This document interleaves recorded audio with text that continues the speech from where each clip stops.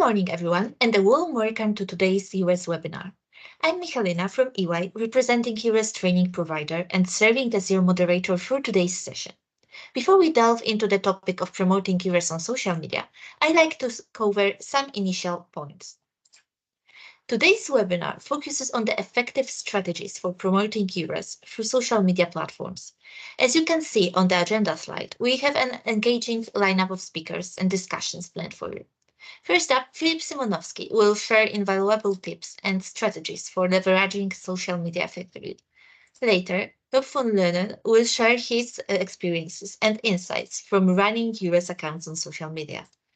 Of course, the highlight of today's session will be the interactive question and answer segment, where you will have the opportunity to engage with our speakers and share your own experiences and best practices in promoting EURES through social media. As always, we'll conclude with some key takeaways and useful resources. Throughout the webinar, we encourage you to actively participate using the chat feature located beside the live stream. If you don't have a YouTube account, you can also use your Gmail to log in. If you encounter any issues with the chat or you are not able to use it, feel free to reach out to me directly via mail, which I will share in the chat as well. This webinar is being recorded. The recordings will be shared with your EURES training coordinator for dissemination and will also be available on the EURES training provider YouTube channel. With that said, I will now pass the floor to Filip to begin his presentation. Yeah.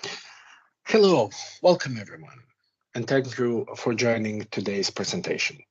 Today, we're going to explore how social media can help EURES to bridge job seekers with employers, promoting not only cross-border opportunities, but also supporting profound career development for individuals across Europe. As we know, social media stands out as an indispensable tool for achieving the goals of EURES. It enables us to connect with diverse audiences, extending our reach and enhancing our effectiveness far beyond traditional methods. Through platforms such as Facebook, LinkedIn, Twitter, TikTok, YouTube, and Instagram, we not only promote the extensive services EURES offers, but also share inspiring success stories and engage directly with both job seekers and employers.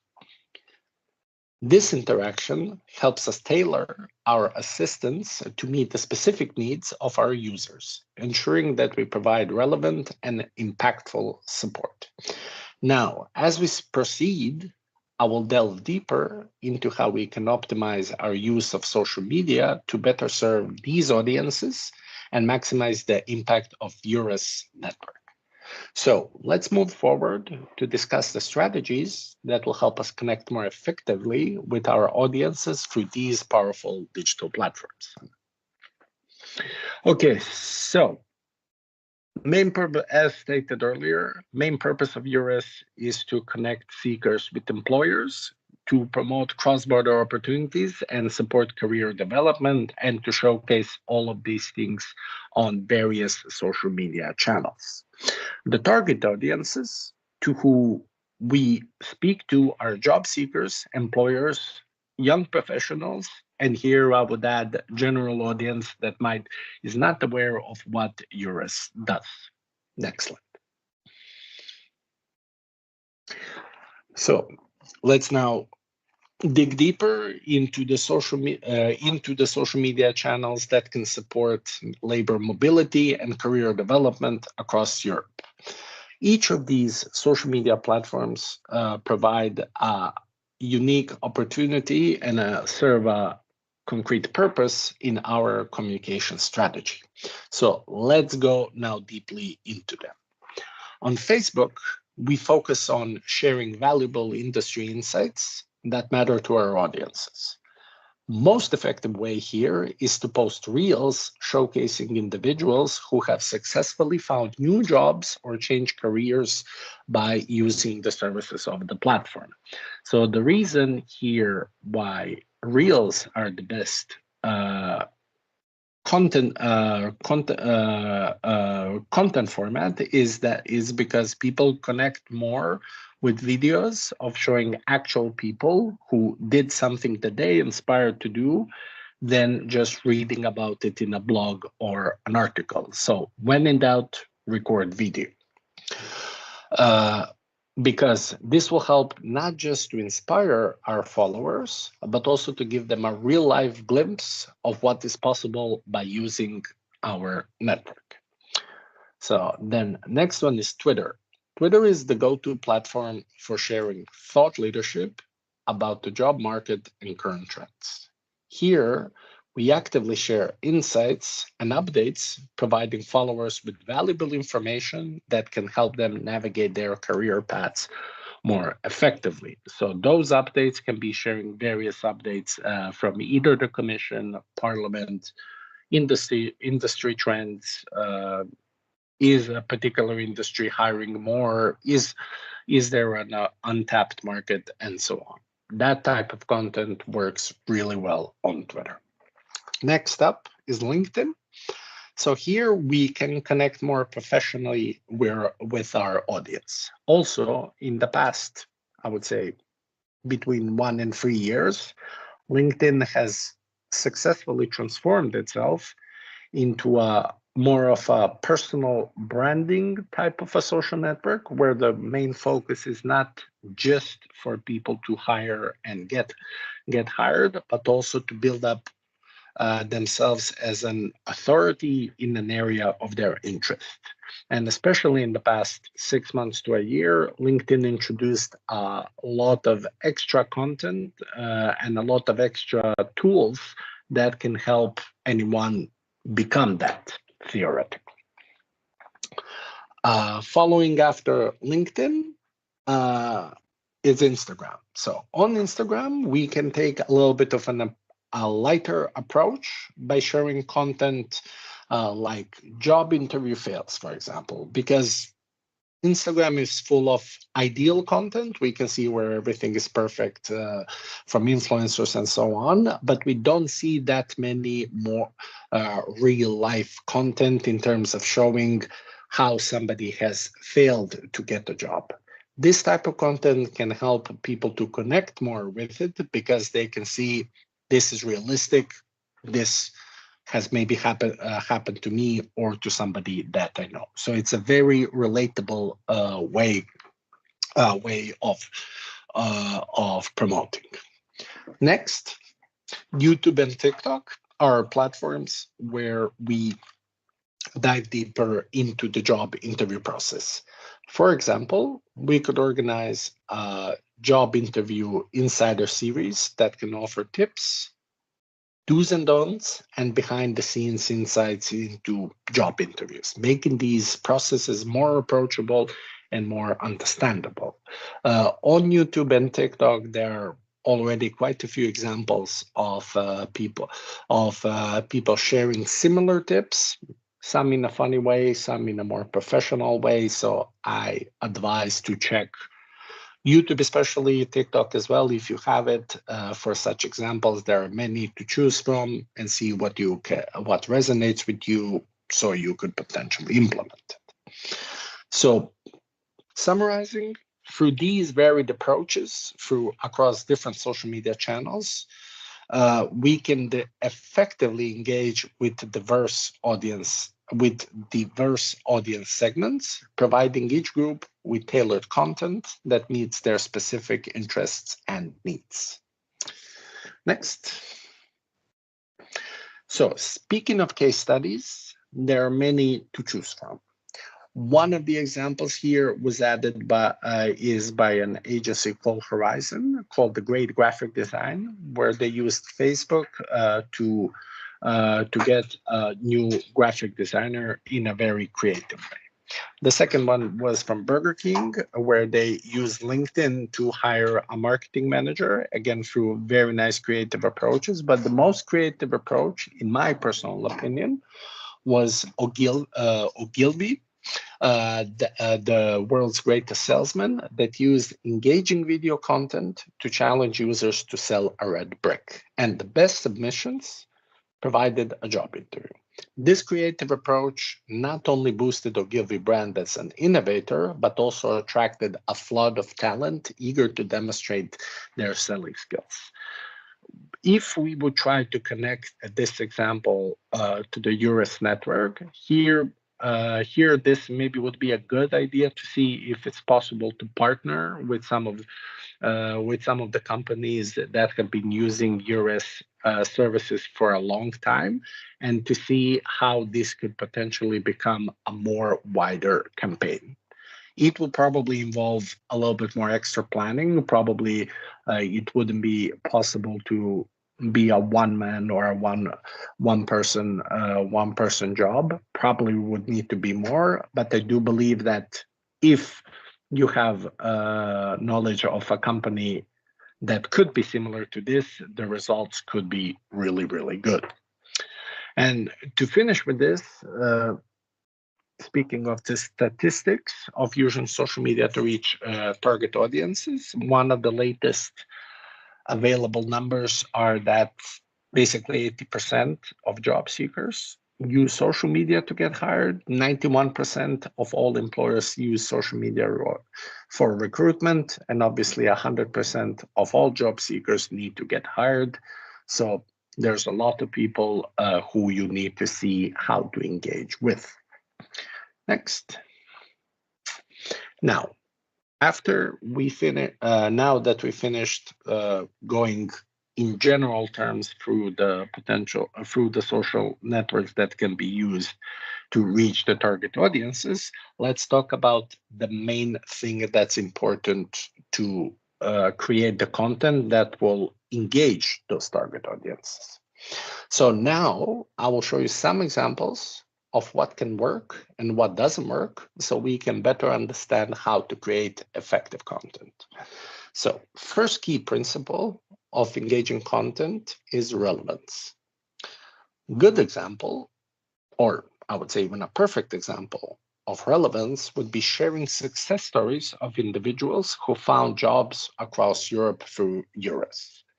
These stories directly will appeal to job seekers interested in cross-border employment, directly aligning with their aspirations and needs.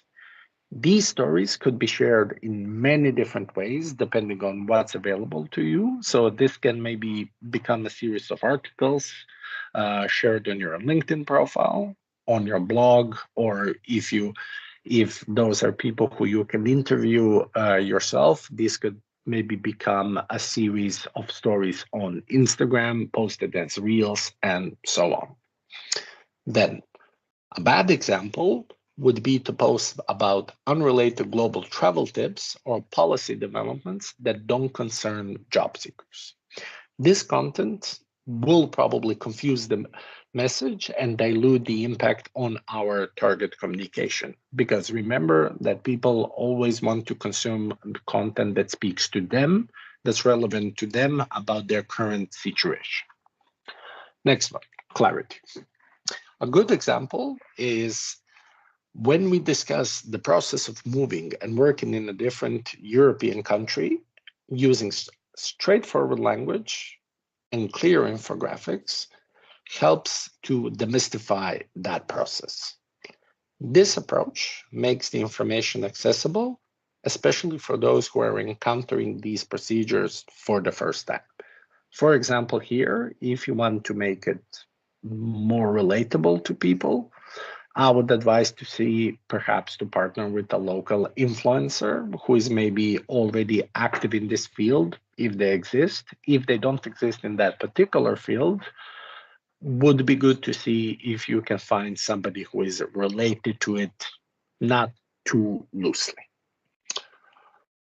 Then, a bad example would obviously be sharing something in a language that people don't understand and that is not clearly understandable. For example, a complex legal jargon in guides that are intended for first-time job seekers. That can be overwhelming, and people will most likely abandon reading that document within the first few seconds. This would obviously discourage them from pursuing opportunities that they may feel that navigating the European employment laws is perhaps too complicated. Then, moving on to engagement. Good example is to organize live Q&A sessions on platforms like Facebook, LinkedIn, or Instagram, where you can show how to use EURES portal effectively or share success stories. Live Q&A sessions are always the format that I would highly advise for you to try to experiment with. The platforms for live streaming are inexpensive, often for free, and this type of format resonates with people the most because they can ask in real time a person who already found a job or who is hiring or so on what they're interested into, and people usually get very engaged in this. So highly advised to do it. Bad example would be, let's say, posting one-way announcements about new policies, not enabling any feedback or discussions. This tends to be less engaging. Most likely you will get very little engagement or none. This approach can make the audience feel disconnected, that they are not giving an opportunity to voice opinions or ask questions about changes that might affect them. So always see, how can I engage with the content that I'm sharing? Think about, if I would be on the receiving end of this, would I understand what's it about? Would I be encouraged to share? If you think that the content is maybe too familiar to you, maybe give it to a friend or a family member and just ask them, is this clear to you?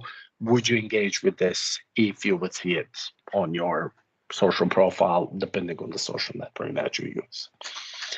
Next example is call to action. So a good example is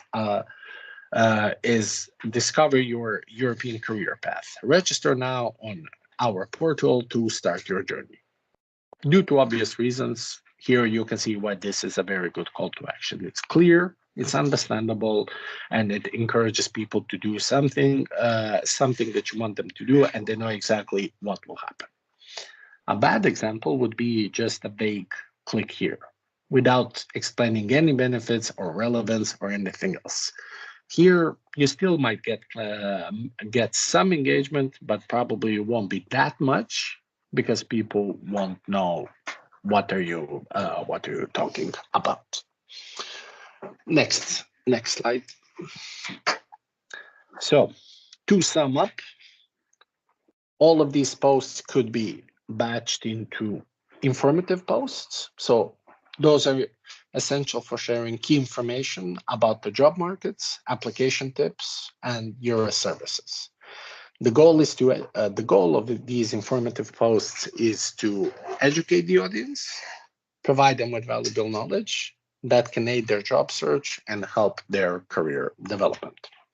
The second one, the one that I emphasize the most, is sharing success stories. This can be incredibly powerful. Because they not only motivate and inspire, but also demonstrate the real benefits of using the platform. And they help potential job seekers visualize their possibilities and successes and potential failures. Maybe they're doing mistakes they're not aware of through the platform. Third one, live Q&A sessions, as mentioned before, are highly interactive and allow us to engage directly with the audience in real time. They're perfect for addressing common questions, demystifying the process of job mobility, moving, or what have you, and directly engaging with the job seekers' concerns. Webinars, they offer a platform for deeper education and engagement. They can cover a range of topics from specific job market analysis to advice on legal and administrative procedures involved in working abroad. These webinars can position you as a thought leader and a reliable source of detailed information. Infographics, they're excellent for breaking down complex data or processes into easy to understand visuals. There, I would highly advise not to use complex again, a complex jargon or anything similar as similar to that, because you want to make sure that people understand what you are sharing. The last one, short videos. They're one of the most engaging content types on social media. They can be used to quickly convey messages, show behind the scenes. They can show glimpses of life in different European countries or provide tips in a format that is both entertaining and educational. Next slide, please. So, understanding and addressing the unique characteristics of different audience segments is critical to the success of your social media presence. By tailoring content based on psychographics, behavioral patterns, and communication preferences, we can significantly engage engagement and effectiveness. So now we're going to get into very nitty-gritty details on how to achieve everything that was mentioned before. So let's explore how each of these aspects play a vital role in content customization. So the first one, psychographics, or the heart of understanding. Psychographics involve analyzing the attitudes, aspirations, and other psychological criteria of our audience. This approach helps us identify what motivates our audience, what are their priorities, and what emotional triggers influence their decisions regarding job seeking or career changes. For example, if our data shows that segment of our audience highly values career advancement but has concerns about relocating, we could share success stories of individuals who have benefited from such moves, emphasizing the professional and personal growth experienced as a result. So, how can you get access to tools that enable you to see this? Basically, all of these things are, this is a social media plan where you share content regularly on your social media platforms that cover various aspects of job searching, and then you can see who responds to what, which if you post jobs about concerns of moving, you can track that audience and deliver to them separate things. And you can do the same, let's say, for people who are more prone to more active things. Then behavioral patterns or decoding actions.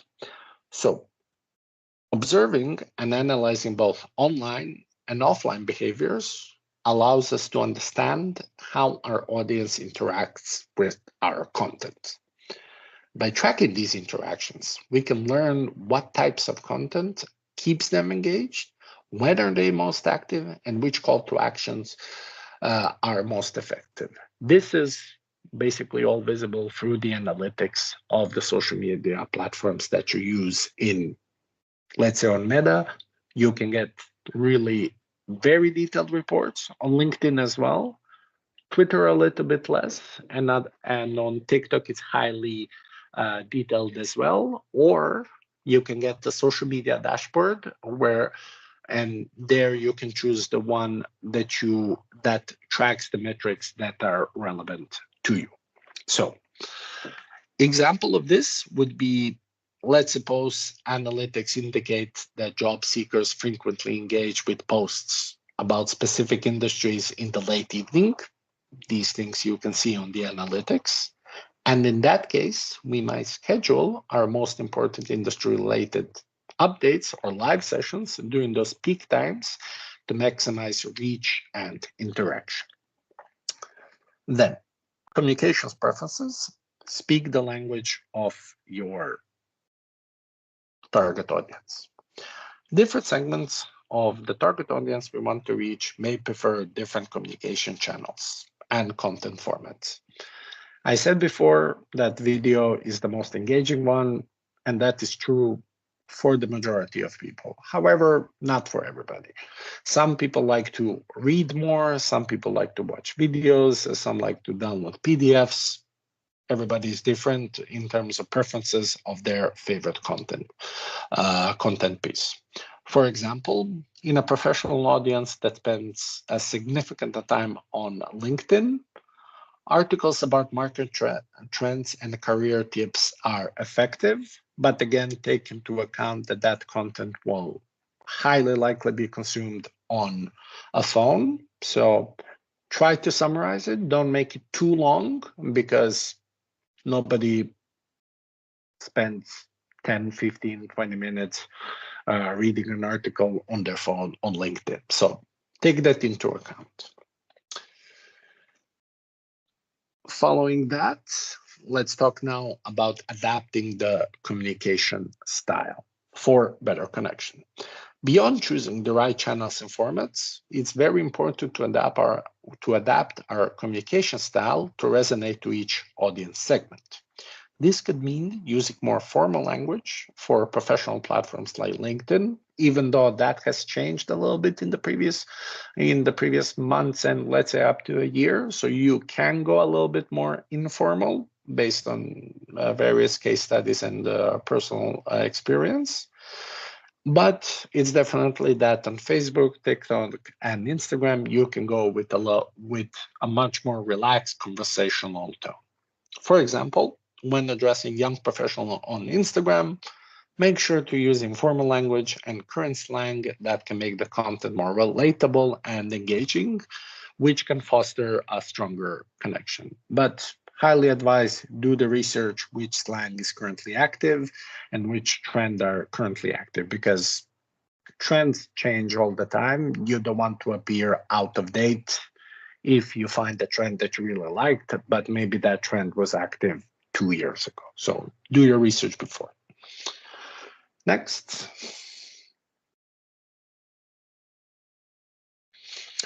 So now, to effectively communicate and engage with our audience on social media, it is crucial that we adhere to specific content guidelines that reflect the brand mission and values of EURES. These guidelines ensure that the content is not only professional and reliable, but also inclusive and accessible to everyone. Now, let's delve deep into the key aspects of those guidelines. First off, brand voice and tone. Here, I will go even deeper and say consistency and professionalism. So, our social media presence, or your social media presence, is an extension of EURES' mission to support European job mobility. It's vital to maintain a voice that is consistent and professional across all platforms. This means that the tone always should be informative, supportive, and authoritative. Here, I would also say, see where you can infuse a little bit of character, but keep in mind the overall guidelines. For example, when posting about the job market trends or offering career advice, the information should be clear and factual, backed by data and real examples. This approach will help you, and by extension, EURES, solidify the image that you and EURES are trustworthy and reliable source of job market information. Second one is accessibility. Make sure that you always include all audiences. EURES is committed to ensuring that social media content is available for everyone, including individuals with disabilities. So always take into account how would your content be consumed by somebody who perhaps cannot see it, or if you're posting a video, how can that be consumed by somebody who perhaps cannot hear? This is very important because EURES is committed to inclusivity, and it's important in reaching and supporting a broader audience. Language use. So we prioritize clear and simple language, as mentioned before, that can be easily understood by people from various educational backgrounds and cognitive abilities. One extra reason on why to steer clear from the jargon. Videos, as mentioned before, all of them should include subtitles or closed captions to aid those who are deaf or hard at hearing. Additionally, providing transcripts can help those who prefer to reading it instead of listening if they have some other auditory processing issues. Images. All images posted on our platforms should include descriptive alt text, because this not only helps visually impaired users understand what the visual is about through screen readers, but it also improves the SEO ranking, making the image more searchable, because the search engines still don't see images of what they are. They only see the descriptions of the image shared. Then interactive content. For any interactive content like quizzes, polls, we need to ensure that those are easily navigable and operable through keyboard controls and compatible with assistive technologies. Next. Speaking of legal considerations, the first and the most important one are obviously privacy, because in our digital age, the importance of privacy cannot be overstated. EURES is committed to respecting the privacy of all individuals. This means safeguarding personal information and ensuring that consent is obtained through whenever necessary, especially when personal data is collected or shared. Copyright laws and regulations. To maintain integrity and legal compliance, all content used on EURES social media must be either licensed, original, or used with permission. Additionally, proper acknowledgement of sources is crucial to avoid any copyright infringement. This ensures that all content shared is legally compliant and upholds the standards of professionalism that is expected of you, because that is you are the extension of EURES. So always make sure to read all the legal data, that sometimes free, for example, free stock photos, free videos, maybe they're not that free after all, because in their terms of conditions, maybe they're forbidding sharing on particular types of websites, or maybe for a particular purpose. So always make sure to check that.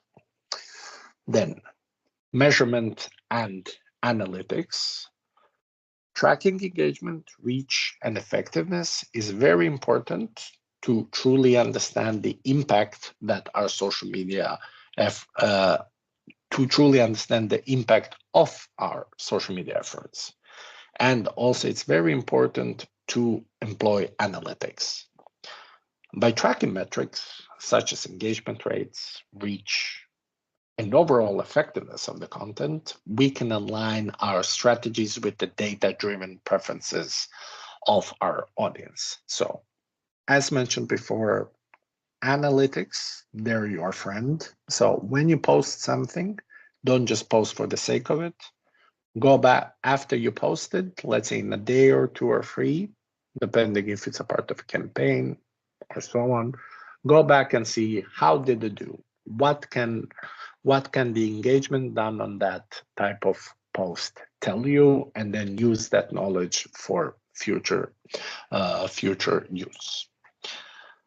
This, because that approach will not just help you in refining the content strategy, but it will ensure that your resources, which are limited for most of us, are being used effectively to achieve maximum impact.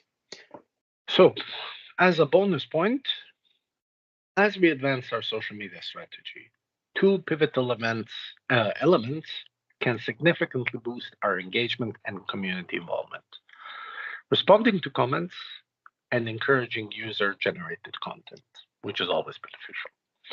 Both strategies will not just enrich our target audience experience, but also foster a sense of community and trust. Let's explore these strategies in detail. Responding to comments. So, engaging with our community through comments is very important. Prompt and thoughtful responses to any sort of questions that come to you they need to be responded immediately, because people on average don't respond to such things, and that can make you a leader in your field. Why is this important? It's because this interaction goes beyond mere replies. It involves understanding concerns, providing helpful information, and sometimes tailoring responses to individual needs. So always respond to the questions, make sure it's relevant what you're responding, and don't just, let's say, send them to a particular page for them to find answers on their own. At least provide some guidelines. For example, when a job seeker comments asking for advice on how to apply for jobs in, let's say, Germany, a detailed response doesn't need to be too detailed, obviously. Outlining the steps and linking to the portal for more resources can be incredibly beneficial. So make sure that they know what they need to search for. This not only aids the individual, but also demonstrates to the wider audience that EURES is a supportive and responsive network. Then, user-generated content. By inviting our users to share their personal experiences with EURES services can dramatically increase the engagement and authenticity. The more people engage with you, the better. The more people create content for you, the better, because that's less content that you need to create. User-generated content, such as success stories and testimonials, brings a human touch to you, making you much more relatable and trustworthy, as I already mentioned previously. For example, Job Seeker on the Month of the Month series, that's one of the ideas on how you can call it, could be a campaign where users submit their success stories related to their job placements or reallocating by using EURES services. These stories can be featured on the social media platforms that you use, providing a real life testimonial that potentially can resonate deeply with your audience and encourage them to share their experiences. Both of these strategies, responsive interaction and user-generated content, serve to deepen the connection between EURES and the target audience, the community. They not only enhance the credibility of your network, but also build a loyal, active, and engaged online community. Next slide, please. So now, as the last part of the bonus section, as we continue to innovate and engage with our audience on social media, incorporating all the interactive elements mentioned before, we can also include contests and polls and use that feedback to adapt the strategies, which can keep then our content fresh and our community involved. So let's have a look. Contests and polls. They're highly engaging and interactive content. And also, they're excellent tools for increasing audience participation and engagement.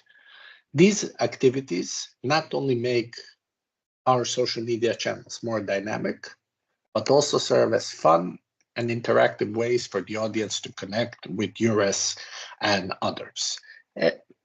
Everybody likes, so whenever you're sharing something, you don't need to make a contest all the time, but see if you have a bigger announcement, let's say coming in a month or so, can you make it a bit more interactive? Can you make it more engaging? Because people are always like participating in polls and so on.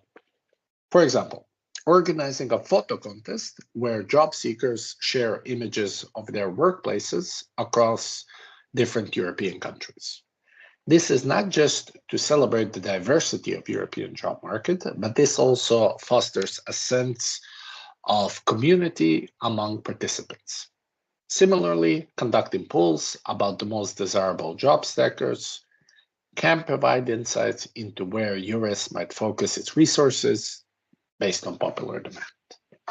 And the last one is focused on continuous improvement. Collecting and analyzing feedback is crucial for the ongoing refinement of all of the engagement strategies mentioned here.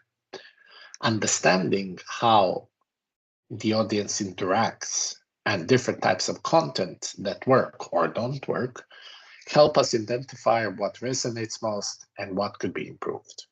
For example, if we notice that posts featuring user-generated content consistently gets more engagement compared to other types that you share, it would be very wise for you to focus more on this type of content. Encouraging more user submissions, again, not all the time because it's not realistic in most cases, and regularly featuring such content can keep the audience more engaged and connected to EURES mission. Adapting all of the strategies mentioned here based on the audience feedback ensures that your social media efforts remain relevant, valuable, and engaging. This process of continual improvement helps us to build a stronger, more active community. And always remember, you are posting content for your audience, not for yourself.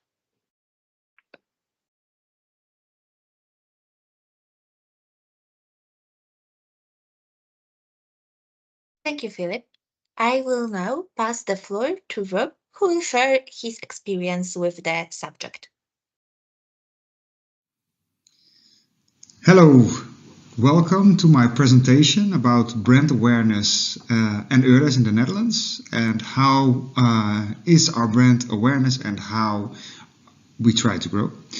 My name is Rob van Luijnen. I'm Senior Communication Advisor at EURES in the Netherlands, and I was asked to give you this presentation about our brand awareness. So let's discuss what we are going to discuss in this presentation. I'm going to tell you guys some more about our focus, about what brand awareness exactly is, how we increase our brand awareness. A very important topic is also how we attract our target group, the digital ecosystem, which combines the social media and the website and everything what's digital in general. How we work in the Netherlands with the Social Hub, which is responsible for our social media, and brand awareness has a lot to do with social media nowadays. And I will end with some tips for effective social media use and how we do it. So maybe you can do something with it or not. First of all, I will tell you something about our focus and what is our goal, because that is very important to have a goal, because after goal you can focus more and have specific target groups. So what is our communication goal? Well, we aim to raise awareness of EURES amongst clients in the Netherlands. If a client is seeking employment opportunities within the European Union or is in search of employers in the European Union, we aspire to be the foremost choice in their consideration. They need to be aware of our brand. We think we are the most important. We think big, we like to think big, and we think we are the most important for people who are looking for jobs abroad, outside of the Netherlands, inside Europe, or employers who are looking for employees in Europe. So, what is the communication challenge in the next year? Well, that's very simple actually, increasing the EURES brand awareness. And what tools can we use to reach our target group? Well, that's very easy. I think that social media and our platforms are Instagram, Facebook and LinkedIn. And the general one is our website. Social media, I have to say, Twitter is not a part of our platforms anymore. We decided to quit with Twitter. it's a lot of hassle, and it's a lot of you have to post a lot, so you have to have determined people on that platform to get the reach and to get to see the target group what you want. So why do we want to increase our brand awareness?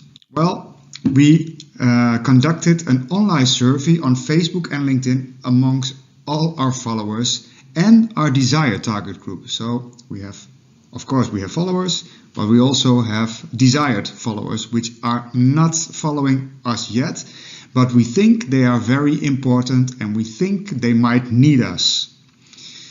So the outcomes under our current followers is that EURES social media pages are capable of activating an audience.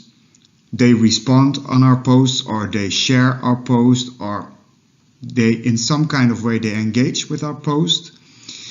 The social media pages mainly reach a fixed group of superfans. Well, it's very good as well, but it's also a kind of a little bit of problem, because we are focusing too much on those superfans, because those superfans are more or less our colleagues. Colleagues in whole Europe, we need them, of course, but it's not our main target group, because our main target group is our employers or employees. Our colleagues already know us, of course, so it's not the first target group that we need. Our objective is we want our desired target group to find us too and to be aware of our brand. That's our objective for the social media. And for ourselves, for us as an organization, and my communication objective. Well, we did an investigation amongst our followers, amongst our desired target group, and we asked them, do you know what EURES is? Do you have any idea about EURES? Well, this is the outcome of it, and as you see, well, probably you don't read the Dutch words, but I will translate it. Most of our desired target group, so the people who are not following us yet, they thought that we are some energy company, that we are a train company, that this is that EURES is an organization to promote Europe amongst younger people. Maybe there's something with money. Some people, they didn't have any idea what it is. Sometimes they are like, oh yeah, that's a part of the European Union, but the rest I don't know. Maybe something with money.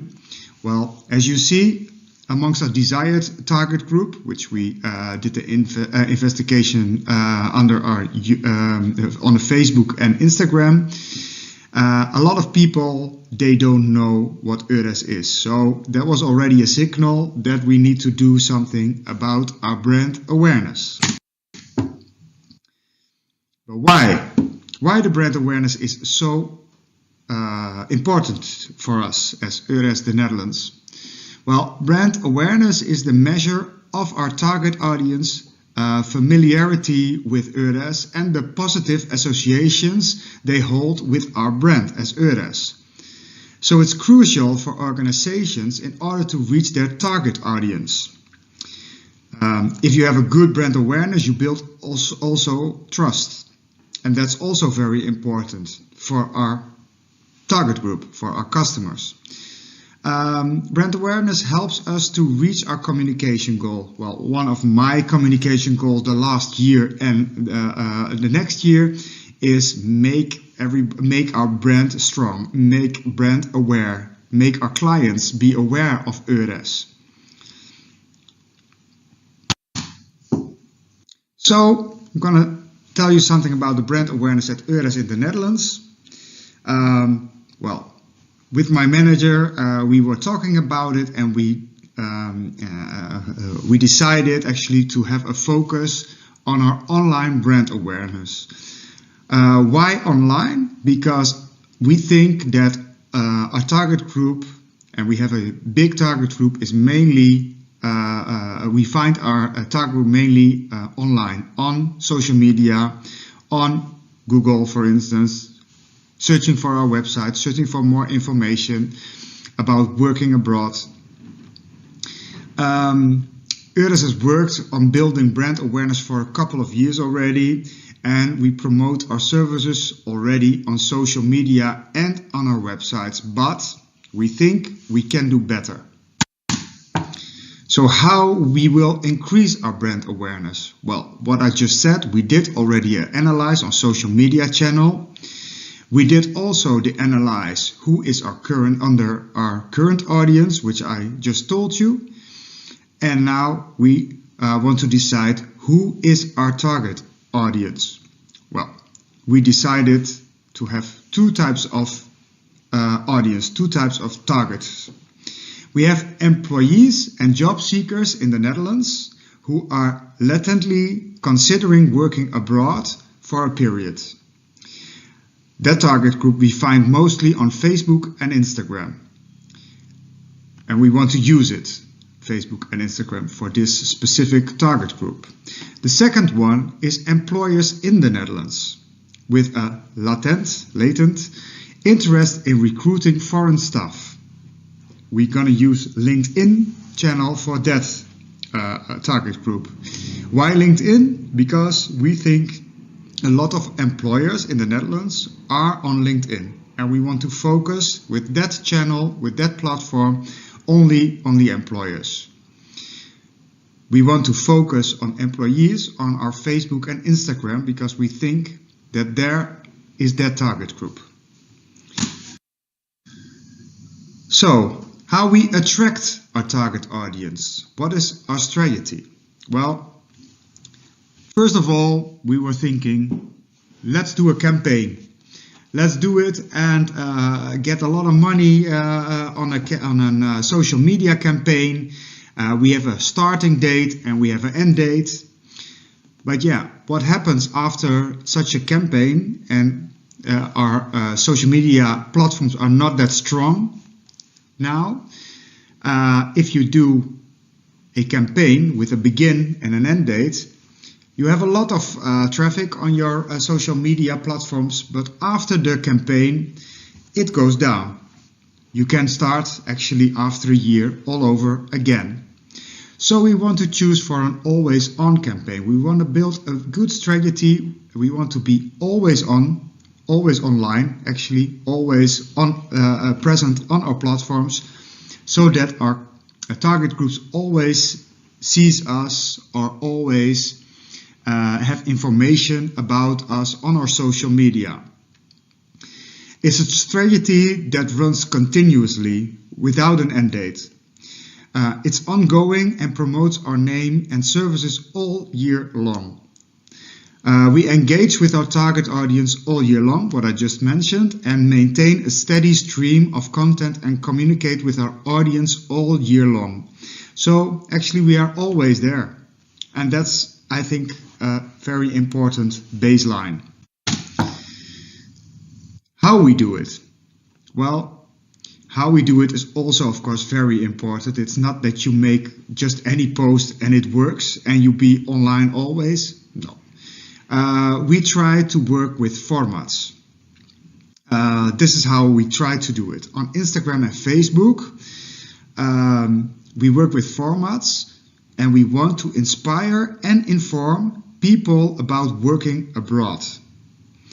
So, what we do in that post, we have general information or calls about working abroad, stories about Dutch people working abroad, because our main target group is the Dutch audience, posts that focus on working in popular European countries. We think that works very good. People with who are looking for work abroad and don't know us yet, they like to read about popular European countries. Posts that feature real people. We try to, of course we do it, but we try not to use too much of stock material. Stock material is not very good in your post. You see at the statistics that a post with stock photo and a post with a real photo, the post with the real photo, you have a lot more engagement than with stock photos. And of course, also a very important thing is don't post too much. 2 times a week maximum, every platform. So in LinkedIn, Instagram and Facebook, maximum 2 times a week. Otherwise, they say you eat your own posts. It has something to do with the algorithm for the different platforms. But that's a little bit too much to explain now, but it got something to do with that. On LinkedIn, we try to inspire and inform about recruiting abroad. So post for employers about recruiting abroad, post about the European labor market, because we also think it's very important to share our knowledge about it. And the tip with this is your posts need to be general, it needs to be easy and nice to read, and we aim to reach a group which doesn't know us. Always think, would I like to read this if I didn't know EURES? So this is very important to have in always when you write a post to have in the back of your mind. Is it general? Do I like, if I didn't know EURES, do I like to read it? It has to be fun, of course, and not so much informative, but most of it you have fun to read it. Well, of course, I'll try to explain some good practices from the Netherlands, and I would suggest to talk a little bit about the power of formats, which I mentioned before. One of our formats is tip from the employer. So we made on all our platforms, we made some formats, and one of them is tip from the employer. So the employer tells something, one thing, only one thing, because that's enough. Not 2 or 3, but one thing, very easy, very simple. And in this case, we have our own employer, Rosa, and her one-liner is, durf over de grens te kijken met EURES. It says, try to think bigger, try to think over the border, and you can do that with EURES. And then if you click on this post, this is a LinkedIn post, if you click on this post, you see the whole story, a short interview with Rosa about this subject. So we try to that our customer, our client, stop scrolling and click on this post and try to read what Rosa has to say. Well, working with formats has a lot of positive things. They structure your content production. So yeah, everybody sees there's a certain kind of structure in your posts. It's also very good for the algorithm in your on the platform. They ensure that you can work faster and more efficiently because yeah, the template is here already, the format, the template. So you only have to type in some words, and you may and it's every time the same template, the same thing you do, the same structure. You always compliant to the channel strategy. So if you have a certain kind of strategy, what we do, we always compliant. So this is work, this is how we do it, and this is how we do it. For instance, this template, the tip of the employer, we do that, for instance, 1 time a month or maximum 2 times a month. Formats are very easy to optimize. They create clear expectations among potential followers, the type of content we provide. So they see actually immediately if it's from us.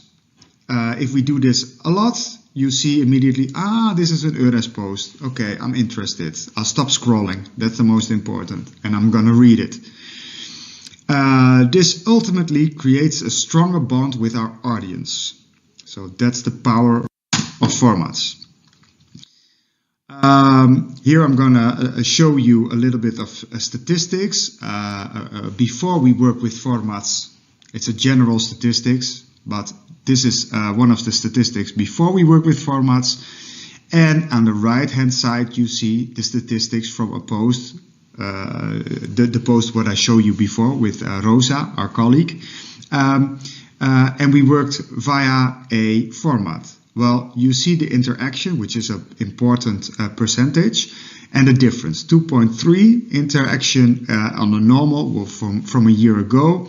And ever since we work with the new strategy and with the new formats, it's, yeah, you can see it already. It's so much better. The interaction is 10.5. That's actually, yeah, very good. Also the clicks on the post. So people stop scrolling and they click on the post to read it. Well, back in the days, on a normal post with a stock photo, 7 times. This time's 252. Also the click-through rate. So people start to click on it, they see a link in the post and they go further. So they go to, or for instance, the website. A lot of reactions, a lot of comments is also very important, so that people talk about the post, they leave a comment. That's all about engagement, and that's very important. And why it's important? Because of your algorithm. If your algorithm is good for a platform, then people find you better. LinkedIn, Instagram or Facebook see you as a stronger organization. And with search, if people try to search on your organization, you will see that you pop up more early. So it gets also affected by, for instance, Google. I'm going to talk about that a little bit later in this, because that's more about the digital ecosystem, what you have. So they are all connected. Websites, social media platforms. Here we are. Better connection with our website, the digital ecosystem. All EURES digital channels together form a digital ecosystem. It's about the interaction of our channels, the social media, so our platforms, what I just said, LinkedIn, Instagram, Facebook, the website, and of course our services. This enables us to reach the maximum part of the entire EURES target group. So if we do good on all those channels, also the website and also our social media channels, people will find us very easy. The cross-references is very important. So you need to get mentioned with your website on the social media platforms and the other way around.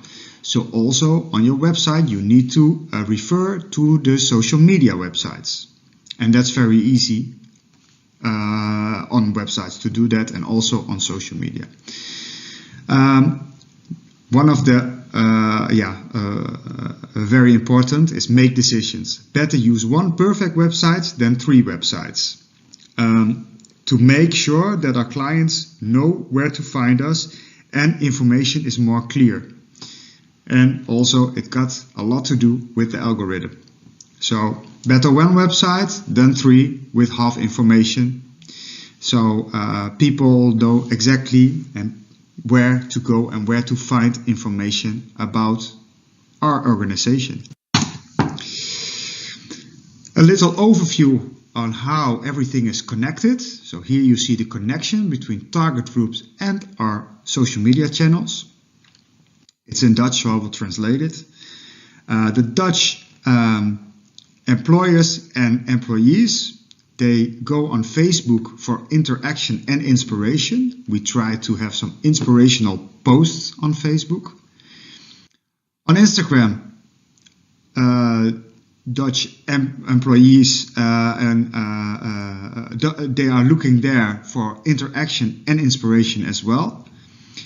And they go to our website for information and maybe some deeper information about our services, for instance. Dutch employers, they go to our website also for information and deeper information about our services. And on LinkedIn, they will go for interaction and inspiration. Some inspiration about the tip of the employee, for instance, what we have, what I just showed you. The results of a brand awareness. Well, an overview of our results. We increased visibility of EURES services and growing trust amongst job seekers and employers, and attracting our clients at the right moment in their lives. actually. That's very important. So at the right moment on their lives, when they are, for instance, interested in working abroad, or they are looking staff in Europe, they find our EURES service. Well, our platforms, we have a social hub, EURES the Netherlands. It's a bit of how we work in the Netherlands. Well, we have a social media hub. I'm a part of that social media hub. And we have 1, 2, 3, 4, 5 people more. For Instagram is responsible Gordon, Facebook Evelyn, LinkedIn Rosa and Linda, and our image editor is Conchita. Because we don't want to work a lot with stock material anymore, we decided to have an image editor. Conchita is the one who's doing that. She asked all the EURES advisors before they going to travel, before they go to an event or a training, please can you make 3 types of pictures which we can use, maybe not at this moment, but maybe in the future for posts. So she's arranging that, which is very nice. And how we do it? Well, we plan our post in Canva. Canva is a platform where you can edit and you can put your post already in, and you can plan them as well. And in Canva is also our formats. So the format what I just show you with Rosa, that's one of our formats which stands in Canva, and we can change that every time when we want to post. In Canva you can also plan beforehand. So if you all our advisors, so Gordon, Evelyn, Rosa, Linda, Conchita, yeah, it's not their main thing that they have to do, of course, because they are EURES advisors. So what they do, they have some time and they plan it before. So if the next month they already knew and they plan already 2 posts each platform, each account, and they plan it in forehand. So that's very easy actually of that Canva. And Canva is connected with our platforms. So very nice and handy. What we do, we discuss our post and content calendar once a month. Once a month we have a meeting. We discuss what was good, what can we do better, what are the highlights for next month to fill up our content calendar already. We help each other, of course.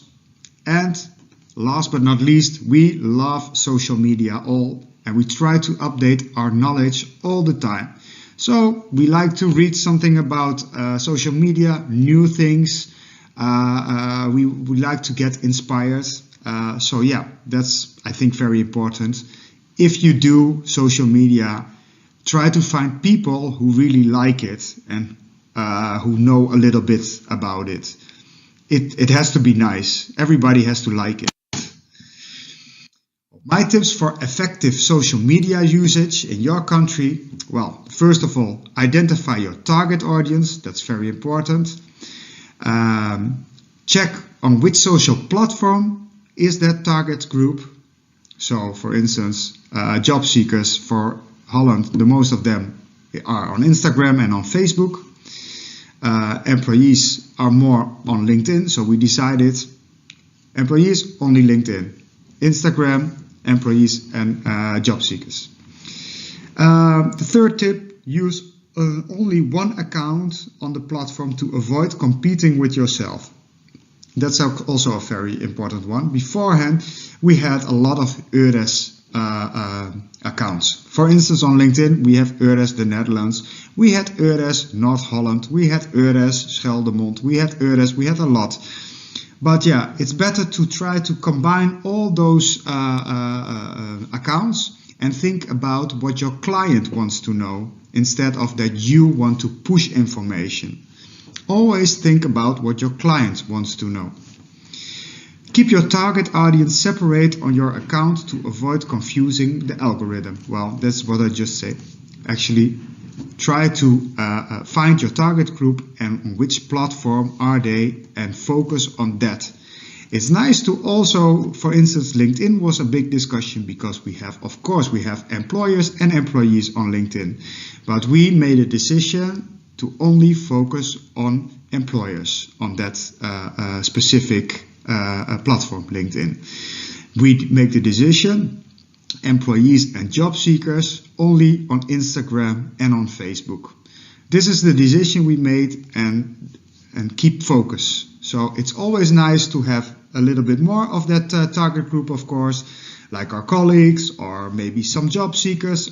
Perfect, it's nice, but focus on that specific target group. Otherwise, your algorithm goes down. LinkedIn don't know exactly what you do specifically, so try to keep focused. That's very important. My content tips. Use formats, what I said, like a week in the life of your a job seeker or something in Barcelona or in Prague or whatever. Or for LinkedIn, the tip from the employer. We do that so now and then. Post a maximum of 2 times per week and research the best days and times to post in your country. For instance, for LinkedIn, we always post on Tuesday around 12, around lunchtime in the Netherlands. For different countries, it's sometimes different. So that's why my advice is Google it. There is a lot of information about it. It got something to do sometimes with the lunch break. LinkedIn people are also doing that during their work. Instagram, well, in some countries they only use it after work, sometimes during work. Yeah, it's different. So Google it and you will find your answer. What's also a very good tip, minimize the use of stock photos and opt for real people in your post. That's why we have Conchita in our team now, who is doing everything to make good and nice pictures. My tips. The content quality. Ensure your posts are light-hearted and engaging. So people have to read it nice. They have to have fun. Think about yourself. What do you like to read? Appealing to readers and it's very important that the post is appealing to readers who are unfamiliar with us, with EURES. So try to get them, try to follow that they are going to follow us, and then if they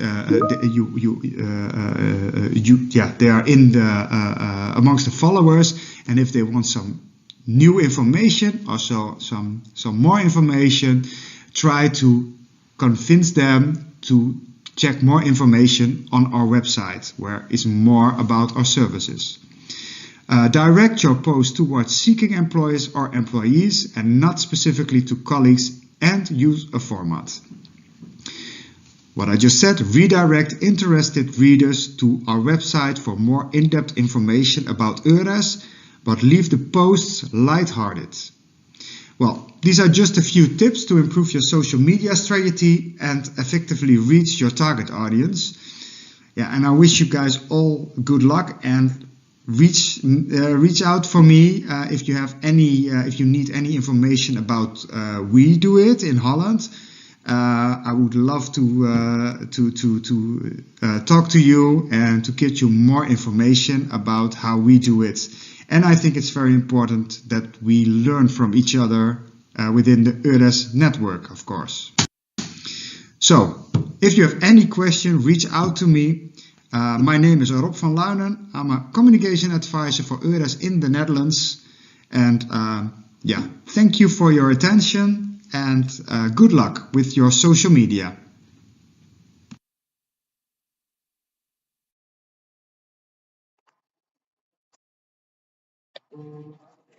Okay, I think we are live. Great. So, thank you for attending the webinar today. I hope that everything is clear and fine. I hope that you hear us and see us. Great. So, if you want to ask questions to our experts, please do so on chat, or please send me the mail. During the presentations, we have gathered already some questions via email, but we have also one question in the chat. I think it's to you, Rob, and I think you answered it during the presentation. The question is how many people are involved in communication strategy. So maybe you can share with us how do you make your work in the way that the strategy is aligned between different platforms, so you don't have conflicting communications on the social media.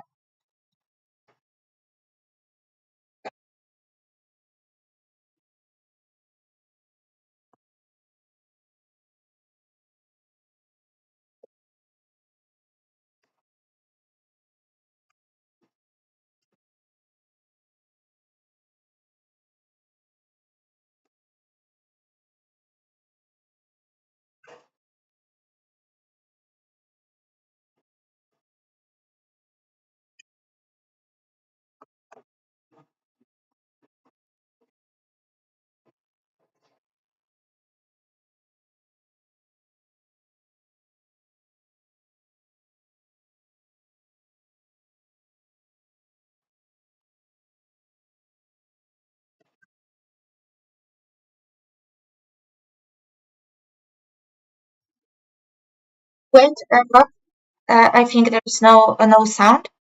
Yeah, maybe if you can try again to answer the question. Okay, start all over again. Yes, sorry for that. There was no sound. Okay. I will start over again. The question was how many people there was in working on social media, and of course I answered it already a bit in the presentation. But we work there with 5 people, well 6. Me, and for every social media platform we have 1 colleague who is responsible for that specific platform, and we work of course with the image editor. First of all, we worked.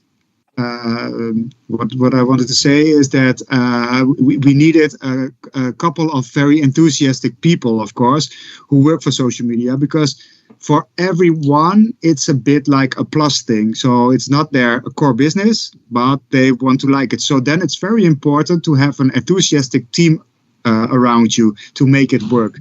We find it, and now we work already for more than a year, I think, together. And during that year, we decided to implement a new strategy, where we are now. So this strategy is already from, I think, the end of last year. And how to put it all together, the strategy, is, of course, our meetings every month, but we also have very short lines. For instance, we have a WhatsApp group. If something happened, we check it with each other. Also, of course, we have a meeting every month, online meeting, to discuss everything, what we're gonna do, how our posts were. But also during that month, we find each other. So that's the most important, I think. Have short lines under the colleagues. And of course, we plan also a lot in Canva, what I mentioned, so that it's work-wise, it doesn't take them so much time. So we plan a lot, but during the month we have also a lot of communication amongst each other. So that's the answer. Thank you very much. So I would ask now, Philip, the question to you.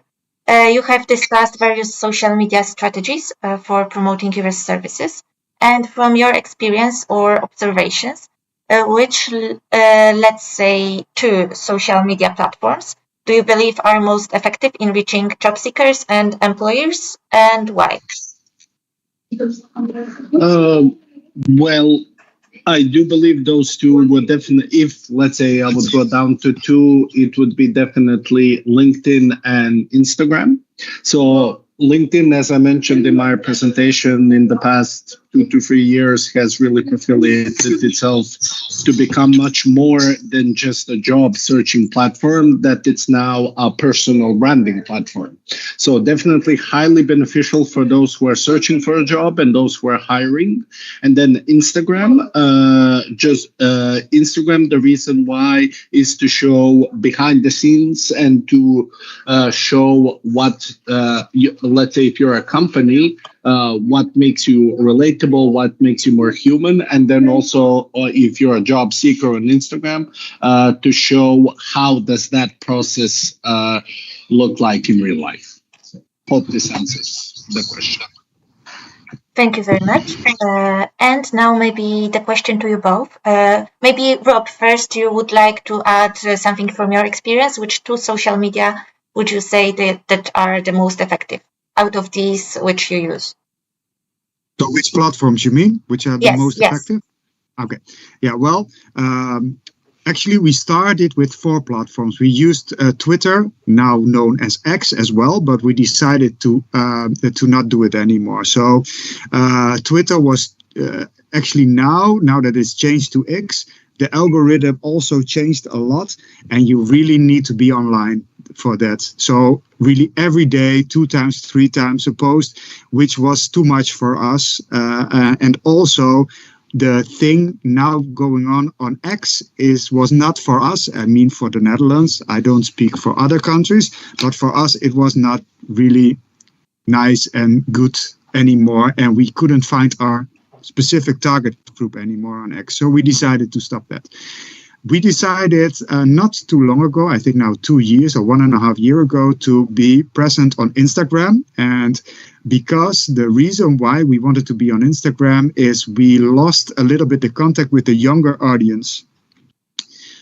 Of course, everyone knows, I think, that Instagram is more for the younger people, which means from 18 till 40 years here in the Netherlands.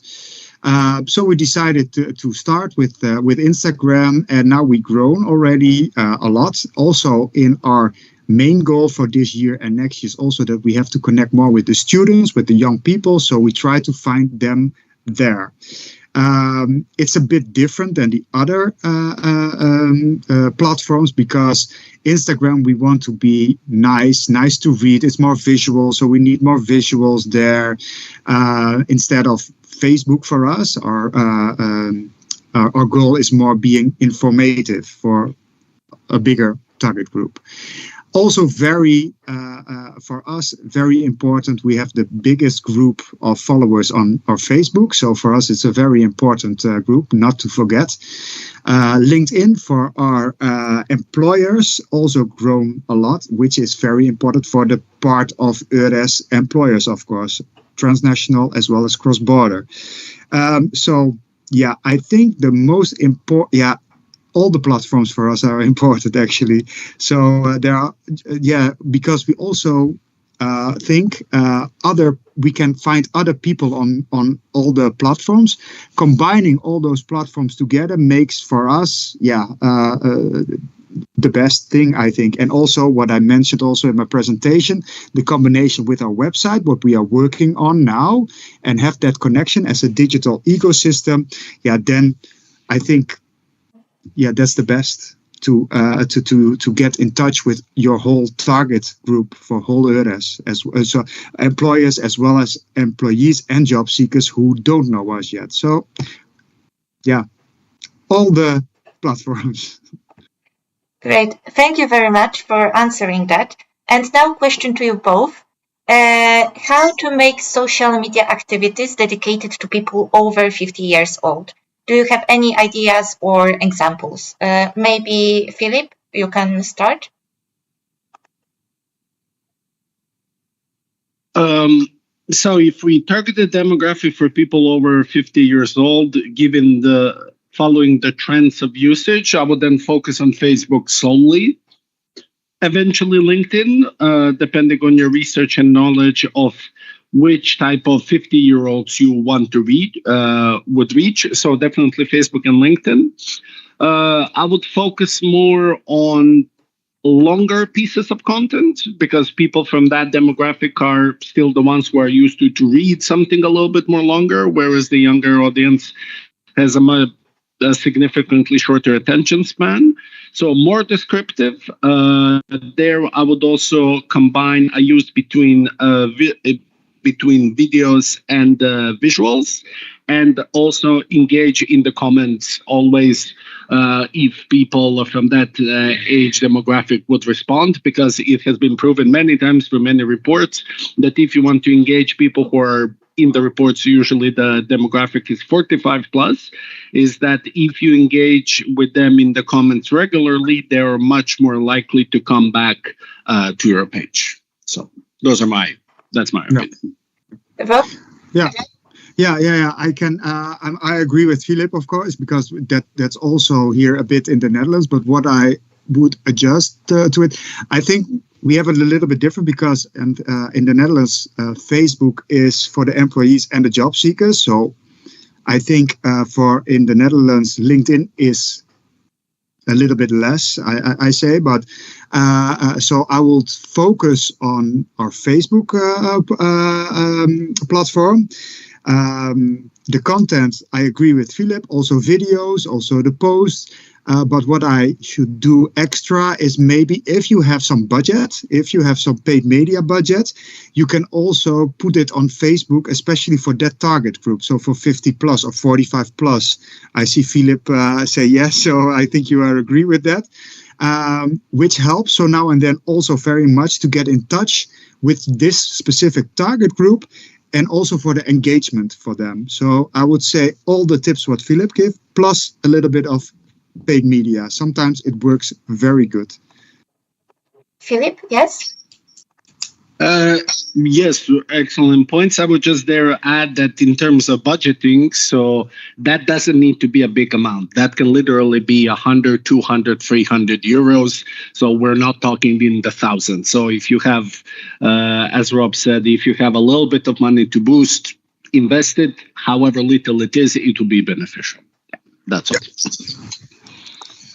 Thanks a lot for that. We have one more question which arrived to Philip. So through your presentations, you highlighted need for adapting strategies based on feedback and data analysis. From your perspective, what are some key indicators or metrics that should be tracked to measure the effectiveness of the social media efforts? What would you focus on? Sure. Well, I can give the tips that what I focus on. Every time when I check the analytics to see what worked better, what didn't work that much, I focus on the engagement and also shares. So because when you post content, so being that video, visuals or whatever, if you get lots of engagement, that's great. But if you see that there's a particular post or a series of posts where you get a lot of engagement and people are sharing as well, that's the thing that you really should consider. This is the golden thing because people considered it that good that they want to share it with their network. And then every time when that happens, what they do is that I extract, depending how many posts that are in a particular time frame, let's say in a month, I see if that's maybe 5, 6, 7 posts. I analyze them and then see what can this tell me for adapting my strategy, let's say in the coming month. Can I make content that's similar to this, that then can also spark people sharing it to their networks, but also to introduce the new types of content if I need to introduce it there. So engagement and shares, but mostly shares. Yeah. Thank you. That's it. Yes, I agree. I don't know how it is with you, Philip, but here in the Netherlands, we used to talk always about the likes. The likes are the most important, 500, 800, blah, blah, blah, blah. But I see there's a thing going on in this world. I think that likes are not the most important anymore. We don't see them as a good measurement. I agree totally with your comment about how many your posts get shared, and what's very important as well for Instagram. I don't know how you think about it, but the stop scroll effect, so that people see it on your timeline and they stop scrolling. We can measure that lately as well, and because they stop scrolling, they read your post and you try to engage them. So maybe they share it, maybe they follow you or whatever. So the tendency of the last couple of years is that likes are not the most important measurements anymore. Philip, you have something to say about it, I think. Yes, perfect. Yeah, totally agree with what you said. And there, what I would ask to add to our listeners is that, yes, I fully agree that the most important thing is that can you stop people in the feed? And the way to start people in your feed, what I used on my LinkedIn strategies, let's say often, is that when you publish PDFs, which are like carousels, so that when people scroll, because the point is that you want to keep those people reading the content that you're posting, and that doesn't necessarily need to be a very big status update that people just read through. You still want to make it engaging for them and not boring, basically. So yeah, on LinkedIn that can be done through PDFs, and then on Facebook as well, carousels are, and on Instagram as well. Those are always a good idea. Besides, obviously, videos. Yeah, that just wanted to add. Okay, thank you very much for that. Now, one more question. So, as you implemented strategies to increase client awareness, Rob, you within EURES, Philip, you within your experience, were there any unexpected challenges or obstacles that you encountered along the way, and how did you handle these challenges? Maybe Rob first now. Yes, there were some obstacles, of course. We had to work with the whole team, and also the rest of our EURES colleagues. Some people were a little bit like, I call it the cold water fear, because you have a new strategy. We had to make some real decisions, some real big decisions to focus. What I mentioned in the presentation, for instance, we have to make a big decision about our LinkedIn account. We started only to focus on our employers instead of employers, employees, and job seekers. So in the beginning, it was a bit hard, but then after we focused, and we do it now, the new strategy for almost, we started last year. We became actually, in the beginning, we lost a bit of followers, but that's normal. They said, and after a while we started to get more followers. So actually it paid off. So, and for me it was also a bit like, you don't know where the decisions, of course, where it goes to, but yeah, this was good. Also, we made a decision after the strategy for languages. In the beginning, our target group was actually, bigger than now. We had all Europe as a target group. Employers, employees, everybody could be our target group within Europe. We decided to focus more and only focus on the Dutch target audience. So also we started our language to be different. We not communicate anymore in English, but we communicate now only in Dutch, or at least we try to only communicate in Dutch. Sometimes it happens that we have to communicate in English for area days, for instance, if we put it on our social media, but more actually we try to have 100% in Dutch now, because there's our target group.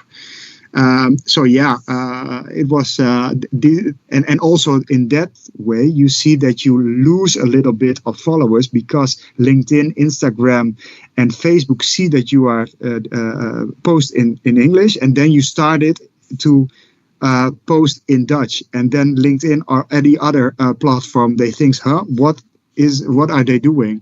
This is weird, let's get them a little bit different kind of algorithm, and then you see you drop in your numbers. But if you have that focus again, and you continue and consequence the language, then you see you getting back again, and you grow actually. So we did some differences. It was a bit scary for us, but at the end, it worked out very good for us. And we are still growing, thank God. So, yeah. Thank you. Philip, would you like to add something? Yeah, sure. Well, I mean, my obstacles, would be, a little bit more of a general nature, what I experience frequently with clients. So the first one would be that the social media presence shouldn't be set up based on the management wishes, it should be set up on the realities of where your target audience is present. And then once you decide, what I often experience is that once you figure out where your target audience is, you shouldn't post too many things with jargon, because that usually backfires. Because on average, what you understand and what people inside your company understand is not what your target audience likely understands. Then the other thing that I've experienced in my work would be the non-existence of crisis communication, which doesn't necessarily need to be catastrophic. But let's say, for example, in my experience in working with institutions and associations, let's say they publish a press release about a particular topic, and then let's say on Twitter or X or LinkedIn, let's say, they get a lot of comments which are critiques of those statements. And then often they don't have a protocol in place on what to do about that. So they tend to either to ignore it, which is never a good idea, or they tend to publish vague statements. So the way to go around it that I try to implement with some institutions and associations is that always have a strategy in place for such things, especially when you have a big publication coming up that you know that might trigger some people. Always know what to do in that place, what to respond, how to respond, because you want to remain professional but yet approachable. Obviously, nobody wants to have a sense that like they're talking to a vague robot, because in the end you want people to come back to you. So yeah, that's that. Thank you very much for sharing this. And one last question, I think. Both of you highlighted the need for continuous improvement and adaptation in social media strategies. From your perspective, what are some emerging trends or innovations in social media marketing that EURES or other organizations should be aware of? And how do you see the future of social media, of promotion via social media? Maybe Philip? Sure. So the biggest trends that are, I would say that what will definitely be relevant this year is that when you produce or when you're planning a campaign for video on social media, you don't really need to invest too much. How to say it more, that highly produced videos that are more suited for TVs and for TV commercials will likely not perform as well on social. For example, on Instagram, there was a recent publication where they said that they will prioritize original creators and where they will push forward videos that are dealing to the point, that don't necessarily need to be flawlessly edited. So this actually should maybe be a nudge or a push to people to get engaged more in video and not to focus and not to be too, how to say, hell-bent on, okay, this needs to be top stellar quality, only then I can post. It doesn't have to, and the trends currently in social media are like that. So the videos that you produce, they should be okay, they should be good, they don't need to be top stellar quality that maybe agencies or studios with hundreds of thousands of euros can produce. You don't need that to succeed. And then additionally, definitely, I believe that personal branding will keep rising even more, especially, as I said, on LinkedIn, because I know for a fact that that's their focus. So now it's a very good time for those of you who want to explore LinkedIn more. It's the perfect platform to set up yourself as a thought leader in your area, because LinkedIn will reach out to you directly to provide you with various tools on how to help you on achieving that. So those are two prime focuses for me personally. Yeah. Yeah, Philip, I totally agree with you. The videos, I think we have to that's a very important thing. In the Netherlands, we a couple of years ago we made videos. We were very expensive, and we used them 1, 2 times, 3 times, put them on YouTube, and then people see it, but not what we expected, and the costs are way too high. So use your phone. Everybody, it's very easy. There are a lot of apps for it as well to make a nice video. To make reels, of course, in Instagram, for instance, we do it as well now. It's so easy to adjust those videos, those small videos. In the videos, you can also do the engagement tools like the polls or the questions, something like that, to engage much more with your audience. And one of the biggest things is what we have to watch, of course, is AI, artificial intelligence. A lot of people, they work already with it. Then you have to think about the videos. We don't use it much now. Actually, we don't use it because we don't know exactly what can it do for you. But I think in the near future, within a year or maybe 2 years, I think everybody is working with it, and to make videos for you, to make pictures or whatever. But we have to see how it goes, of course, how the rules are gonna be, and how we can use it for ourselves. So yeah, let's watch out what the AI is doing for us now already and in the near future. And Philip, you have a question? There in terms of AI, I would just like to take a note for people: experiment immediately.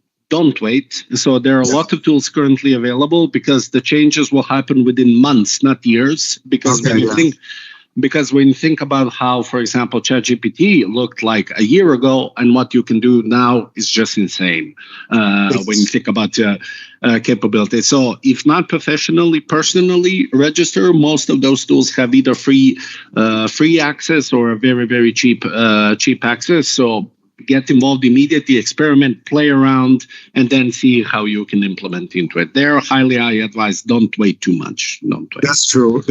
Yeah. This is I think this is going to be the future. So if you check it out already, and Philip, you're right. If you check it out already now, personally, you don't have to use it already with work-wise.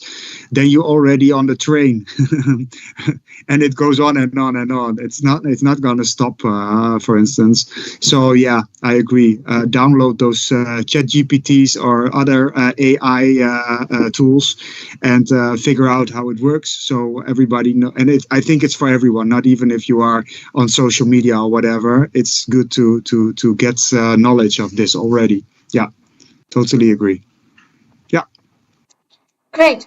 Thank you once more for joining us. Now let's proceed to the short wrap up. And yeah, thank you once more. You're welcome. Thank you. Thank you for listening.